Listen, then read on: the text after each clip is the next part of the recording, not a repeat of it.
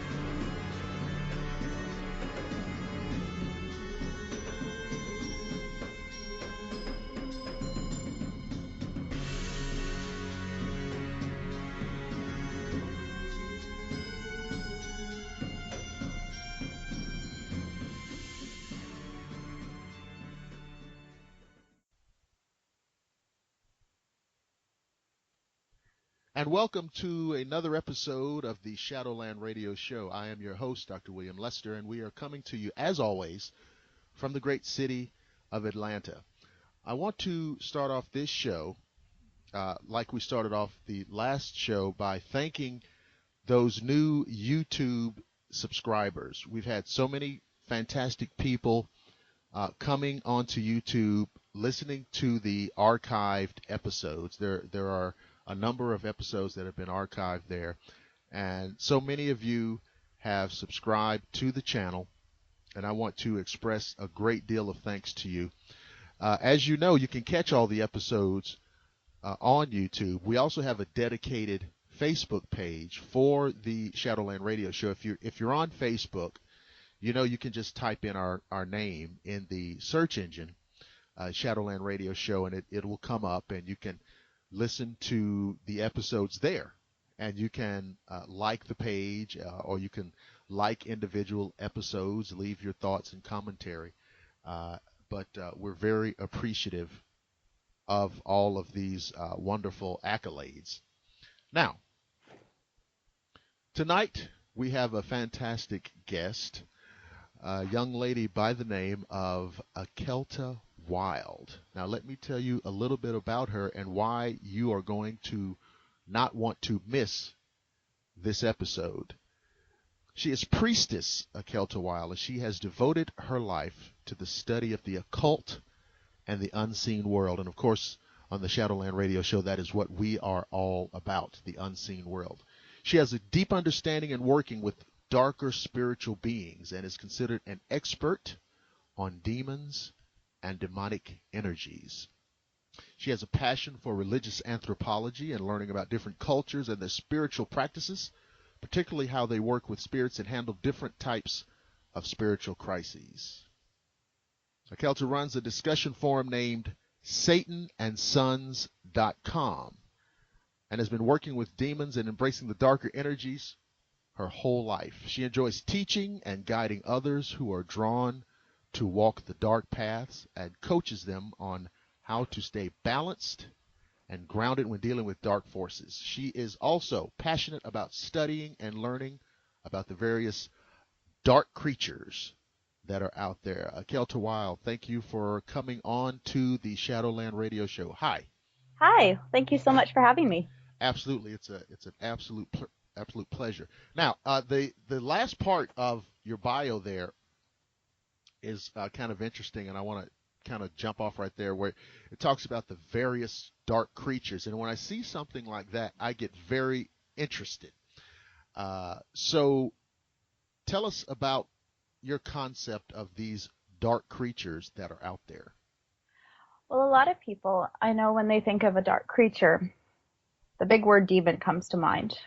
But one thing that I've kind of deduced in my studies is that there's more than just demons out there. There's other creatures that are very predatorial, very dark. There's creatures that I call sludge entities, which they're really a destructive, malevolent entity that likes to attach and embed itself into the human aura, and they basically feed off of people's energies. And I've found in that there's so much more things out there than demons.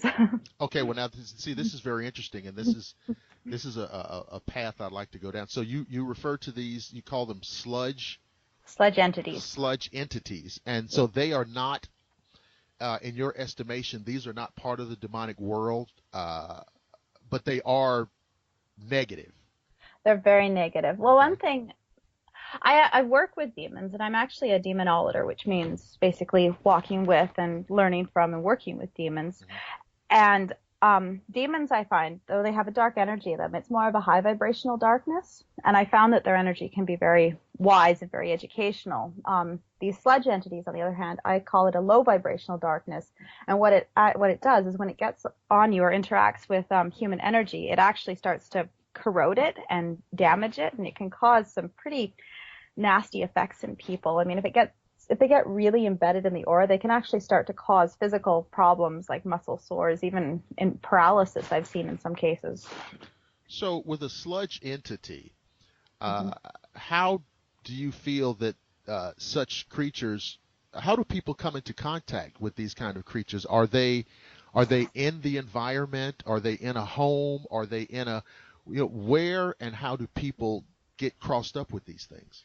They're actually quite common. Sludge energy, like when you come, have you ever come across someone and they're really depressed and really down, and it's like after talking to them, you feel just horrible. Right. You feel like they've sucked the life force out of you, and you're feeling basically depressed yourself, and you got to go home and just reground yourself and regroup yourself. These people often have that sludge energy, not an entity, but the sludge energy around them, and it passes off. It passes off. It's a very insidious energy that passes off to other people. The sludge entities themselves are an entity. They have a conscious, and some of them are brilliant. They're really intelligent, really sneaky when getting into people. They will wander around and look for specific targets, and when they find people who fit their criteria, they'll actually linger around them and start to feed off of their energies, and they'll create kind of like a symbiotic bond with the person. Some people actually feel like they need that sludge entity in order to survive. They kind of form this, they don't want to leave it. It's like those people who they're depressed, and it's like, okay, well, you're not doing anything to fix your depression. You're kind of feeding it. It's like they need that, and it's giving them something in their life, some sort of validation. And basically it does that so that it can eat the energies. Can these type of entities, well, let's just say you have an environment that a person feels is haunted. Mm-hmm. Okay. And, of course, because of the paranormal media, we think about all these different things, ghosts, shadow people, yeah. Demons, things of this nature. Can a sludge entity do a haunting? Yes. Okay. Some of the cases I've been involved with have involved sludge entities. Their removal is always interesting. I like to take a more energy approach where you actually go in, because I do energy healing and energy work. And what I'll do is I'll go in and actually energetically remove the entity and then begin to heal the person's aura. They do contribute to a good portion of the hauntings, though, I would say. Oh, really? Mm-hmm. So when you go into a situation and these type of entities are there, are they combating you? Are they trying to avoid being expelled? I mean, what's the dynamic of that?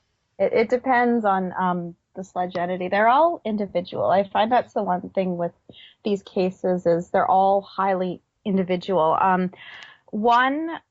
The two I can think of, I've had two that have been very violent. One that when I was energetically removing, it was energetically attacking me.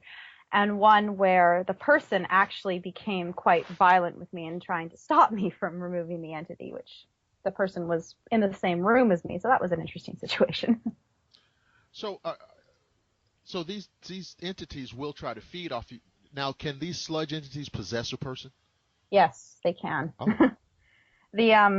I had a situation where there was one, I actually brought one home because I wanted to study it. I took it off another person and brought it home, and I put it in a containment grid, which is like a crystal grid that keeps it contained. And a person in my house removed it from the containment grid because they were cleaning. Oops. And it kind of possessed them. Which that was the situation where the person got really aggressive with me. When I figured out what was going on, because I walked into the room and saw that it was out of its containment grid, I put together a ritual and went to remove it. I didn't tell the person I was doing this. I just started putting the ritual together, and they actually came in and got really upset with me and were really mad at me and kept trying to stop me from doing it because it knew what I was doing. Well, of course, we have stories and myths about demons in terms of what they are and where they come from. Okay, and so where do these sludge entities come from? Is there any lore about where these things come from, why they are the way they are? A lot of sludge entities a lot of people would call a sludge entity a demon. I just won't, just because of the different frequencies of darkness. How I've kind of come to see things is there's like high vibrational light, low vibrational light. There's also high vibrational darkness and low vibrational darkness. Just because of the path I'm on, I don't judge things as good or bad. I kind of just see them, okay, this is what it is. And the sludge entities, they come from that low vibrational darkness, and low vibrational darkness kind of gives rise to those feelings of depression, anxiety, all these really self-destructive feelings that we have. They help to feed those beings. And I mean, I guess it's like the age-old question, where does anything come from originally? Right. What I mean when I asked that because, like I said, we have folklore and legend and stories about demons and these fallen angels and things of that sort. Okay.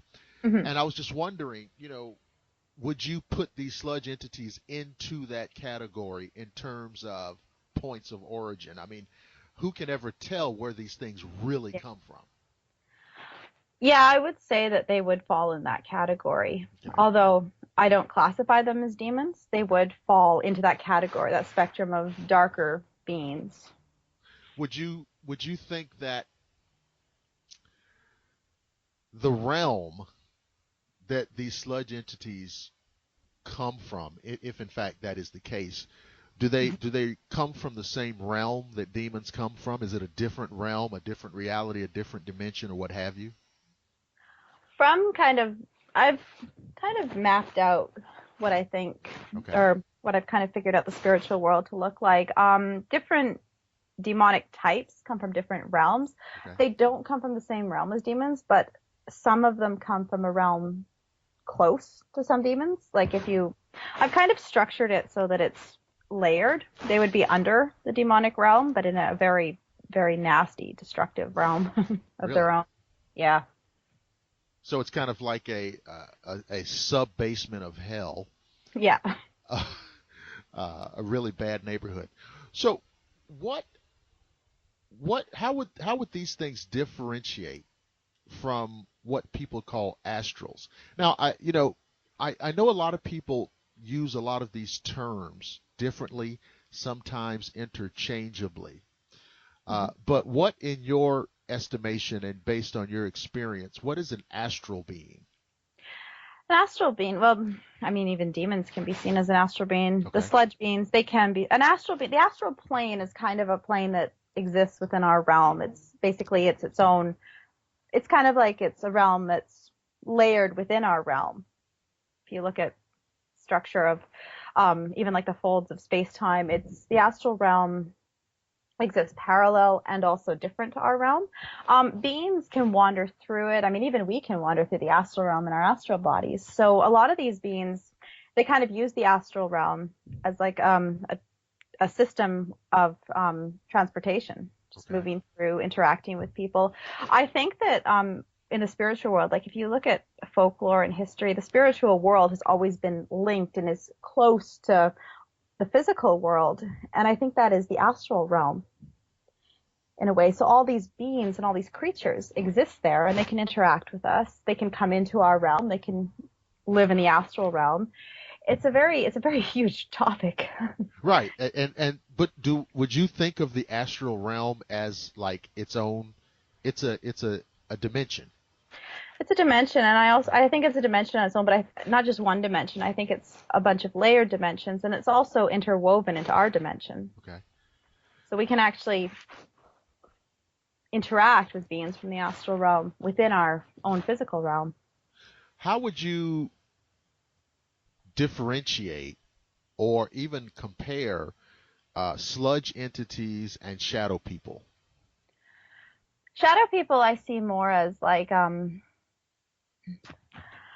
another form of well, it depends if you're looking at a shade, which is a dark imprint of a person who was, or an actual shadow person. I mean, it all comes down to the definition. There's a lot of different beings out there. I mean, there's shades of people, which is like a dark person, like a very bad person can leave a shade imprint of themselves, a very destructive, malevolent, almost ghost-like entity that can harm and damage a person. How that would different from a sludge entity is a sludge entity is like a sentient conscious being of its own, which basically acts to feed off of people. It's predatorial and it's looking for food. A shade of a very violent and aggressive person is basically just somebody whose energy signature was so destructive that it left an imprint in our world, and that shade acts to fill out the desires that it had when it was alive.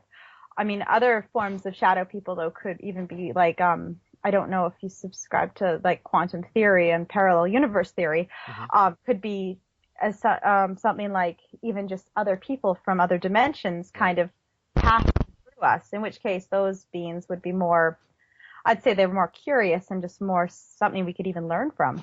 So they may be potentially life forms. Yes.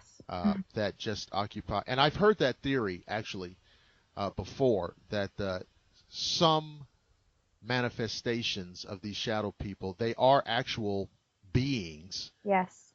From another reality, parallel dimension, what have you. And I believe that with some of the ones I've interacted with. Really? Tell us about that. Tell us about that. It's interesting. One thing that I always say is to pay attention to what children are saying, because children, they're open. They see things. And a lot of the time, sometimes I've even said those imaginary friends aren't imaginary. Right. They're interacting with something. Even my son, a little while ago, we went to, we had a funeral to go to, and we were in a graveyard, and he sat on a child's grave and just started babbling on. And then when we went to leave, he was actually really sad and didn't want to go. So children, they see things. And I think some of these beings that they connect with are people from other realms. I mean, we are very sensitive, and we exist in a multi-leveled reality. Who's to say that somebody who's not sensitive, who can see, who can pick up on things, wouldn't be able to communicate with somebody, maybe in another plane? There was I'm sure you've heard of the classic science fiction series, The Outer Limits. Yes, I used to watch it a few times. All right. Well, there was it may have been one of the first episodes that they aired, but the title of the episode was called The Galaxy Being. And in this episode, there was a scientist who had put together a whole lot of gizmos and odds and ends. It was kind of like a precursor to the Hubble telescope, where he could do some observation of, distant galaxies and whatnot.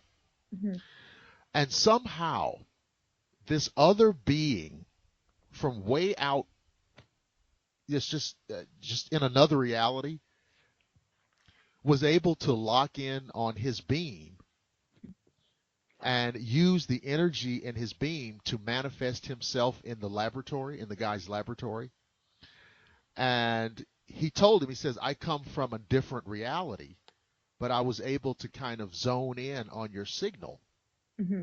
And that's what you see. You see that amplification. You see that this is the representation. This is what I am.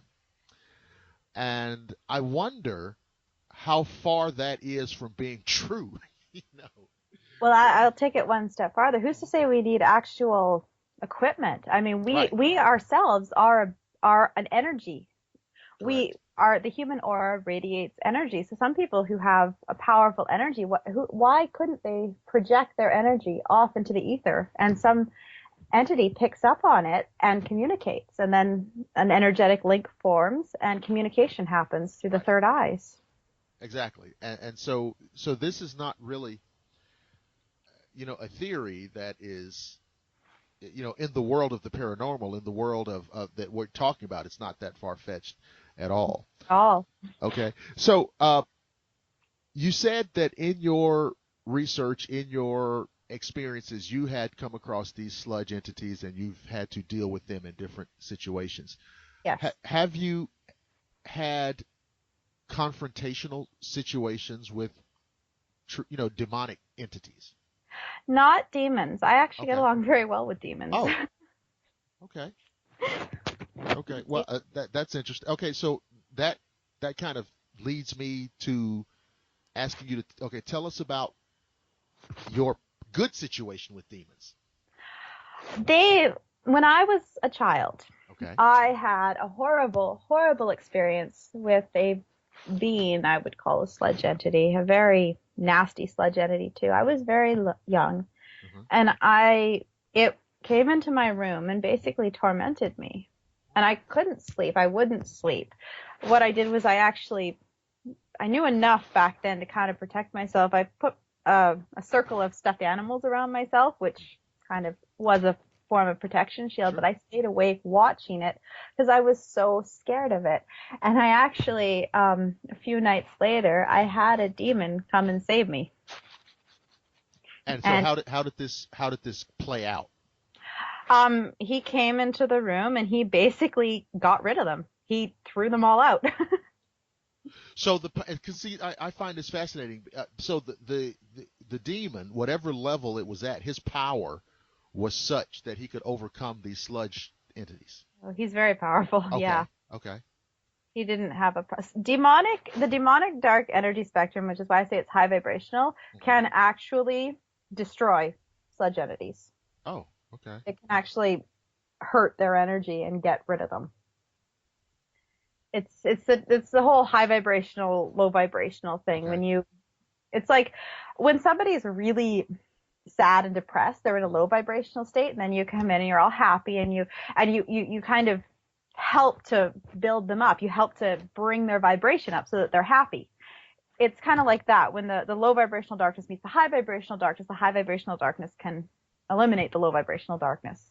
Okay. So this demon basically rescues you from these sludge entities. Yep. All right. So what happens next? Where do you go from there? He stayed with me, and I've worked with him basically my whole life. He kind of set me on this path. Now, is there a situation? I don't know what's allowed here. Do you know its name? Can you reveal it? Is it a confidentiality thing or? I do know his name, but yes, it is confidential. Okay. Okay. So you said that after that situation, you started working with him. You've been working with him Yes. your whole life.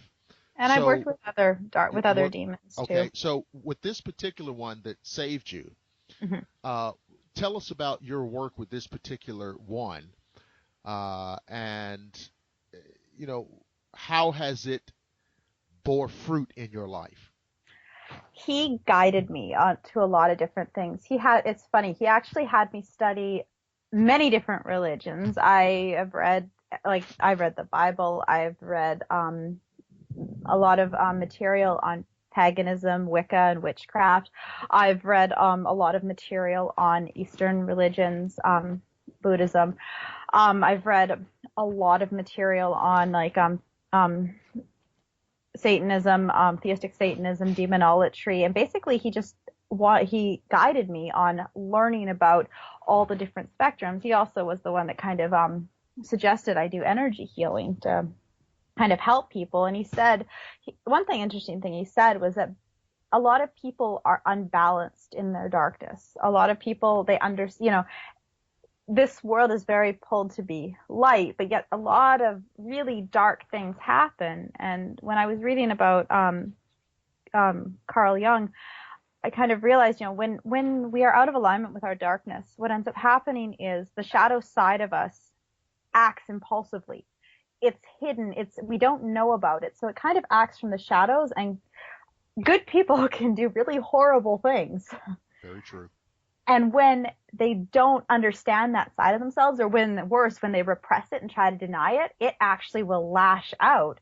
And then you get situations where good people commit horrific acts, and really they just need to be balanced. They just need to be brought into alignment with their dark self and accept, okay, you know what? I have these impulses. I have dark sides, and it doesn't mean I'm a bad person. And because I understand and accept them, I can step into my true whole self, and then I can choose what I do. I can choose the person I want to be fully because I know myself fully. I don't know if this is related to what you're talking about, but let me tell you something that I have picked up on among many people. Not everyone, but among many people. There is a chain of ideas and philosophies that are very evident in today's world about the virtue of self-denial. And here's what I mean. It always seems like there's a person that's ready to jump up and tell you, oh, hey, I know you guys are having a party, but I don't drink. Mm-hmm. And, it's like they're trying to tell everybody that there's some level of virtue that they have because they don't drink. Mm-hmm. And then there's the person who says, oh, no, I don't consume sugar, or I don't look at movies. I mean, that's ridiculous, but you know what I'm saying? I mean, oh, I don't look at sports. I don't look at movies. I don't participate and it's like there's some built-in virtue in these various areas of denial. Yes. And most of the time, what they are claiming to deny themselves are, most of what we would call the creature comforts, mm-hmm. right? Somebody wants a drink, somebody wants to watch a movie, somebody wants a big, thick, juicy steak, what have you. Is there a real problem when we over suppress those things? Like, you want it, it's chocolate or, anything. You know what I'm saying? I do. It depends on the person. This is where everybody is different. I mean, it depends on the reason why the person is doing it. There are things I don't do, and it's because I have no desire to do them. I think that goes for that. Yeah. I think we all have that. I mean, there's always, well, I don't do this because I don't like it. But you're talking about the people who they do it almost as like bragging rights. Almost as if they've convinced themselves that there is some dimension of virtue that they are getting from it, and also announcing it to the world. Hey, look how close to the mountaintop I am. They're looking for validation. Yeah. There's a lot of people that are looking for validation. That also comes from not exploring yourself and understanding yourself. It's funny because one thing, many of the paths, like I know, theistic Satanism, demonology is more of a middle-hand path. But have you ever heard the term the left-hand path? Yes. Yes, the left-hand path. Many people in the left-hand path, they go into exploring this world to its fullest and all its pleasures and just embracing everything. Whereas other paths abstain from things. And some people do feel that they have like a moral superiority because they abstain from things. Okay. And I think that's a place of not fully being comfortable. It's like if you're choosing not to do something, why does everybody else need to praise you for it? Why does everybody else need to hear it? You should just kind of, it's your choice, it's your path, and that's wonderful if you don't want to do these things. But it's like, why are you doing these things? Are you doing it because you actually want to, or because you just want to feel something? You want validation for something in your life, and that can be very damaging and destructive because that's where you can actually get to, you can get to kind of radicalism. You can get to where people are so bent on this is the right way, this is the way to do it, that they actually start attacking people and damaging them, and are basically like, well, you drink and I don't, so you're a horrible person. So there's some inherent moral weakness that you must have. And that is where shadow work does come in, because it's like, okay, why are you reacting that way? What's going on in you that is causing that? And I think shadow work isn't just something you do once. I think it's something that you do your whole life. There's always going to be things that come up in your life where you have to question why you're doing things. That's another area of the left-hand path, is they always like to they do try to remove themselves from the societal influence and other influences, and really embrace, okay, why am I doing these things? Why do I feel the need to lash out at a person for this? Why do I want to do this? It's kind of like that whole question of knowing yourself fully.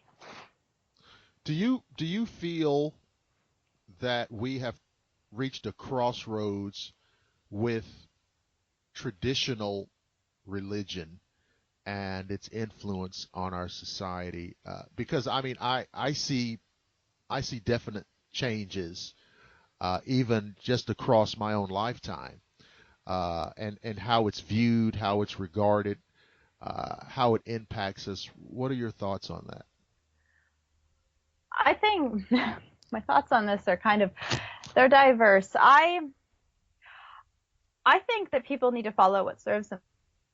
Some people do really well under a traditional religious system. They do. It's where their heart is called. It's where their heart calls to them, and I can't judge a person for that. I think it's interesting where we are in the world, because we seem to be reaching a place where people are actually embracing and exploring different paths. They're finding the path that's right for them.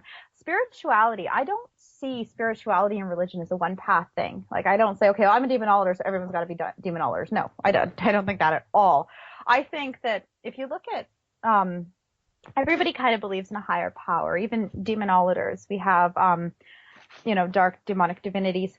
So there's that whole divine essence, and it's kind of like spirituality is kind of finding your path to get to divinity, to get to source, to get to kind of your core, what resonates with you.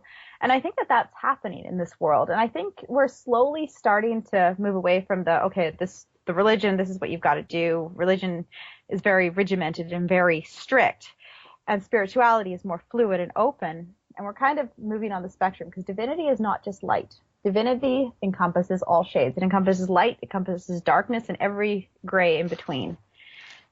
So it's kind of like, where does each individual person fall in that? Because some people do work better with the darker energies, and some people work better with the lighter energies. Well, I do like the fact that we're moving away from a reality in which, one group or one or two groups are able to lay a claim on whatever the truth is. Oh, me too. Because I don't think the truth is just one path. I think there's many truths and many paths, and the spiritual world is big enough and complex enough for all of us. That's right. Absolutely. So now tell us about SatanandSons.com, because I was over there and it's a forum. Yeah. And if first of all, if anybody wants to jump over and check it out, it is Satan. It's Satan and Sons, SUNS.com. So jump over there and check it out. But tell us about how and why you started this. My whole thing in walking this path, when I started working with my demon, is understanding darkness. And I realized growing up, there was a lot of people like me who were kind of drawn to darker energies, who were drawn to darker entities. I mean, people who want to work with like Azazel or Belial or Baal or Lucifer or those entities. But it's like there's such a stigma about it. There's such a stigma towards darkness. There's such a stigma towards demons. There's such a stigma towards, being a darker person. So my whole goal was to kind of, I jokingly say I want to bring balance to the force. Right. The dark side of the force. I wanted to kind of create a safe place for people to express, what they do and how they're working with these beings, and kind of help guide them and help show them, and also kind of create something so I can kind of show people that, hey, we're not all just crazy grave robbing cat killers. My goodness.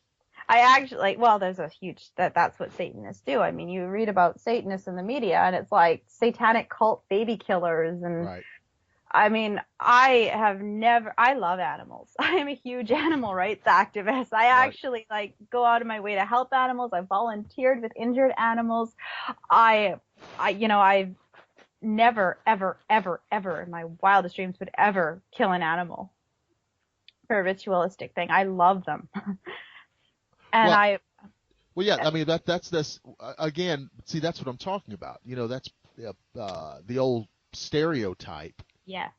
I'm trying to dispel the stereotypes. Right. And show that people who work with demons, they're not these people. They're everyday people. They're housewives, they're mothers, they're they're fathers. They take their kids to baseball games. They they work at the bank. They're just everyday people. Basically, all they're doing is they're just following their heart, which their heart just happens to lead them down the darker energies. Okay, this is fantastic. Now, let's just say that a person wants to conjure a demon, mm-hmm. and this is kind of the vernacular of the mainstream, conjuring a demon. Yeah. And because there's some aspect of their life, and they're not even into anything spiritual necessarily. There's things in their life that they're not satisfied with, and they want to get something happening, mm-hmm. whether professionally, career-wise, or maybe financially, or maybe socially or personally, or any of these type of things that many people would like to succeed in. Mm-hmm. What is that process? What are the do's and the don'ts and the maybes in that process? Because I read a lot about this. Mm-hmm.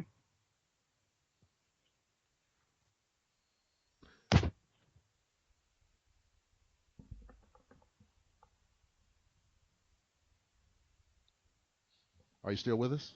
Yes, I am. Oh, okay. The sound cut out for a second. Okay, but no, I was just what happens? What does a person? What do they do? I mean, how do they choose a demon? You know what I'm saying? What is the process? I recommend reading and reading everything you can get your hands on. I mean, demonology books, Mm-hmm. but also books on building a spiritual foundation. If a person really wants to walk this path, I highly, highly, highly, highly recommend that they educate themselves first. That's the first main process, is education. Okay. From there, really what it comes down to is, yes, once you're prepared and you're ready to work with the demon, or demonologists call them dark lords. I mean, the way we approach them is from a place of mutual respect and understanding. We don't command them. We don't force them. I mean, a lot of the older Hermetic rituals and even the Goetic ritual calls for, creating the circle, creating the triangle, commanding them into the triangle. We don't work with like that. Not on the demonology path. We actually work with them from a place of respect and understanding. And that's why demonologists, we don't have a lot of problems when we work with them. We don't have a lot of cases of being attacked or being hurt. We know how to work with them, and we do from a place of respect and understanding. I mean, if you look at the names of a lot of these demons, they're old gods. Right. Yes. Yeah. So we respect them and we work with them.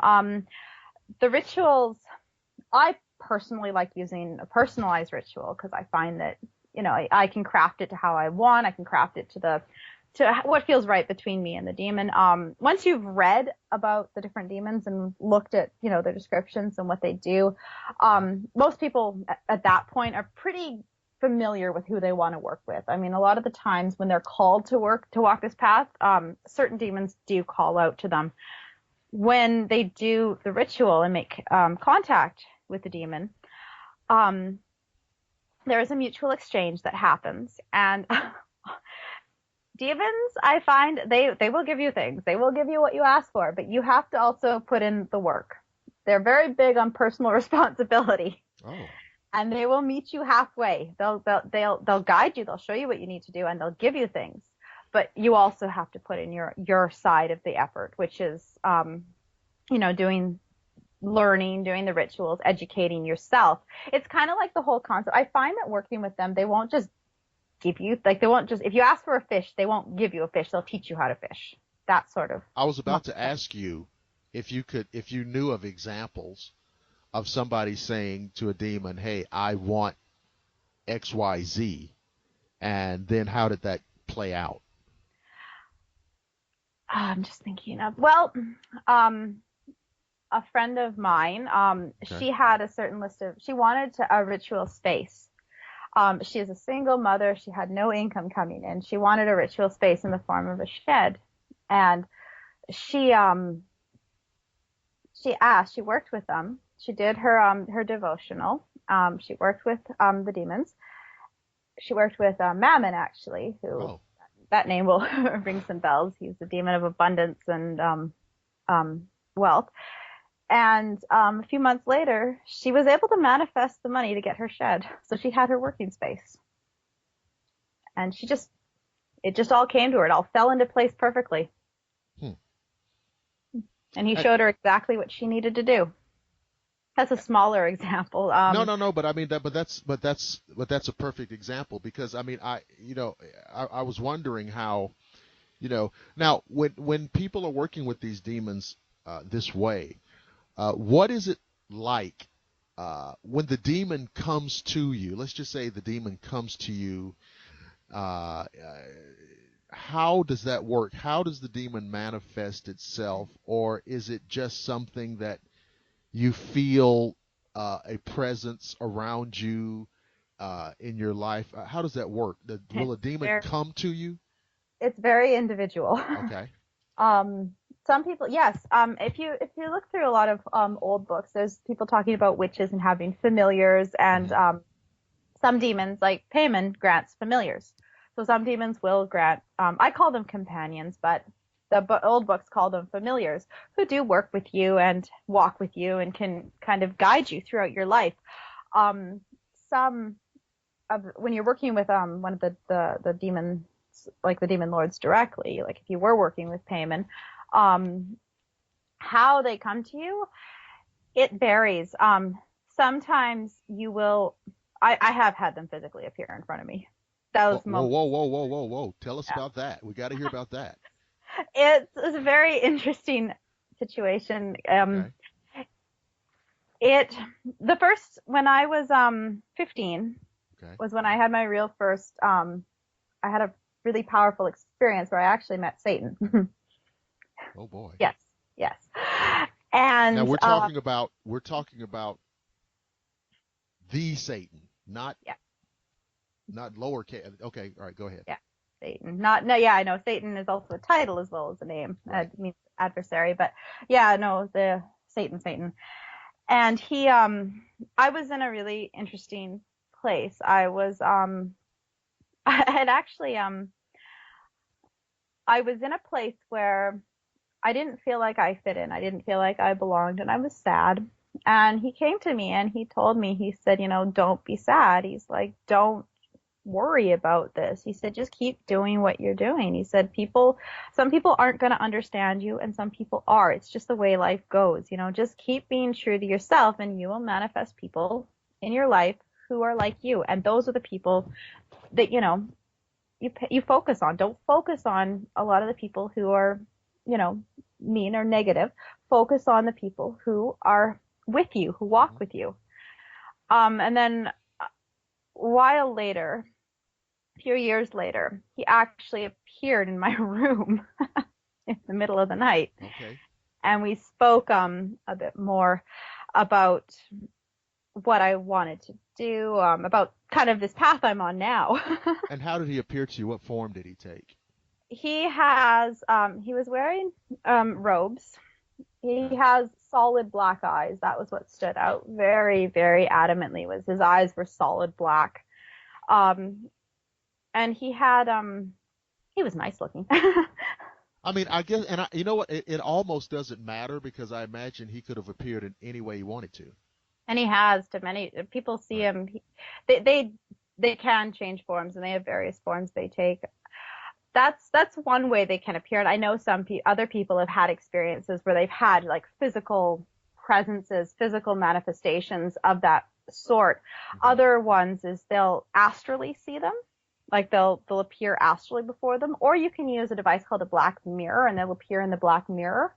Other times, it depends on where the person's psychic abilities lie. Sometimes they'll just hear them in their mind, like they'll actually be able to form like have a conversation with them. Mm-hmm. And other times they'll actually, be there, and sometimes you can touch them. That's, you can feel their energy.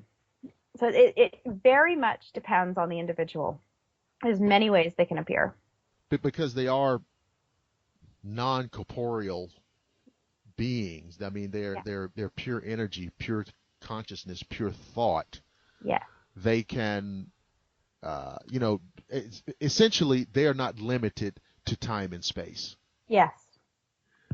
And that's one of the fascinating things to me about these things. So he appeared to you in your room to talk to you about. So what now? Take us from there. What happens after that? We talked about what I wanted to do with my life. We talked about the direction I wanted to take. We talked about some personal challenges I was going through at the time. Okay. My family, a lot of people in my family have depression. Okay. And I have been no stranger to depression myself. And so we talked about that. He kind of helped guide me through that and helped me get to a place where I was like, no, I'm not gonna succumb to this. I'm not gonna let this control me. I'm gonna take my power back. It was a really healing conversation for me. It was really life changing too. Like I was able to really get some clarity as to where I was going, and I was really able to kind of set things in motion and really get a sense of what I wanted to do and how I wanted to help people. And so this is where you feel like you are now with your work. With helping people and teaching and guiding. Yes. Okay. So let me ask you this. You've got the Satan's and Sons forum. Is there anything else you're doing or working on? Is there something we should know to be on the lookout for? Or? I have been working on different courses for, I want to kind of help people to also grow their own spirituality. So I've been working on some courses for, one is for helping people to see and communicate kind of with the spiritual world. Another one I've been trying to put together is helping people with astral projection, because that I found is an amazing experience. I don't know if you've ever astral projected before. Just the liberation and the freedom, and also when you're in the astral form, you can communicate with your spiritual guides and spiritual beings in a very in a better place. Also, one thing about when you actually start walking on the spiritual path, because I know a lot of people, one thing I'm really big on is spiritual foundation, shielding, grounding, mental mastery, focusing and cleansing, which basically is your ability to protect yourself, your ability to defend yourself. When you can shield and, you can basically keep a lot of malevolent entities out. When you can ground yourself, you can stabilize yourself, and you can be a pillar of strength in your life. When you can focus, you can do these rituals, you can hold vast conversations, you can get the inspiration you need to get where you want to go. When your mind is sharp, you can implement all these strategies. And when you cleanse your surroundings, you create a clean space so that no malevolent entities can get in and kind of mess with your life. So that's very important, to be helping to people to kind of build their own spiritual foundation so that they're protected and they're empowered. So that sort of thing. What can people do on the forum? If people go to satanandsons.com, what can they expect to be involved with? Right now, it's mostly just sharing of knowledge. Mm-hmm. Right now, we're just very big on sharing knowledge and just kind of helping people who are in situations where, they might have darker feelings. They might be of a darker mindset. They might be drawn to working with demons, and they've got nowhere to go. They've got no resources available. It's like so many places and so many people who have come to the forum, they've basically been like, I didn't know where to go. I had no resources. I had no idea where to begin. So basically, we just want to help people to get them started, and also to kind of, if they want, they can join us and kind of just walk with us, and we can all share the knowledge together. And that, again, ladies and gentlemen, that is, and you can just spell it all out. It's Satan and Sons. That's SUNS.com. And it's a very interesting website and forum. And if you're interested in these topics, I just recommend that you hop over there and get involved. So my guest tonight has been Akelta Wilde, the Priestess Akelta, and as I promised, she is an expert on demons and demonic energies. Very thoughtful and insightful young lady, and we have been very happy and proud to have her on the Shadowland radio show. And we hope that at some point in the future we can coax her and get her to come back on. Is that a possibility? Oh, definitely. It's been fun. Absolutely. So, ladies and gentlemen,